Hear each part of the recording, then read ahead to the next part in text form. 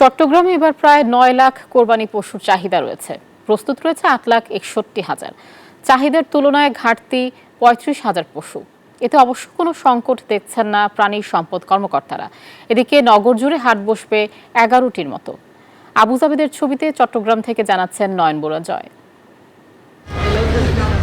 জেলা প্রাণী সম্পদ কার্যালয়ের প্রাথমিক তথ্য মতে গত বছরের তুলনায় এবার চট্টগ্রামে কোরবানি দাতা বেড়েছে ৬৭,২৯৭ জন। গত বছর চট্টগ্রাম জেলা ও মহানগরে কোরবানি হয়েছে ৮,১৮,৪৬৮টি পশু।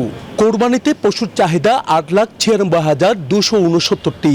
এর মধ্যে মজুত আছে ৮,৬০,৮৮২টি। তবে চাহিদার চেয়ে কিছু ঘাটতি থাকলেও দেশীয় পশু দিয়ে কোরবানি সম্ভব বলে জানান জেলা প্রাণী সম্পদ কর্মকর্তা। আমাদের যেটা ঘাটতি আছে সেই ঘাটতিটা আমাদের কুষ্টিয়া, সিরাজগঞ্জ, ফরিদপুর এবং পার্শ্ববর্তী জেলা পার্বত্য চট্টগ্রাম যে পার্শ্ববর্তী আমাদের জেলা আছে এই জেলাগুলো থেকে গরু আসবে।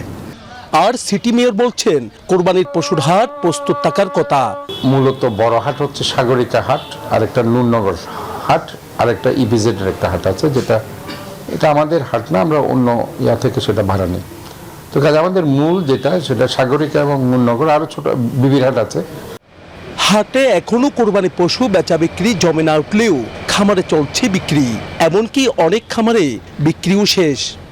এখনো তো গরু মোটামুটি আসে নাই, তো অনলাইন আমরা দেখে আসছি, গরুর রেট এখনো অনেক বেশি। দেখে পছন্দ হলে আম্মাকে বলবো।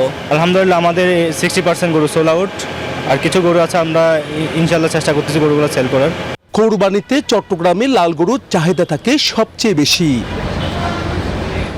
নয়ন বড়ুয়া জয়, নিউজ 24, চট্টগ্রাম।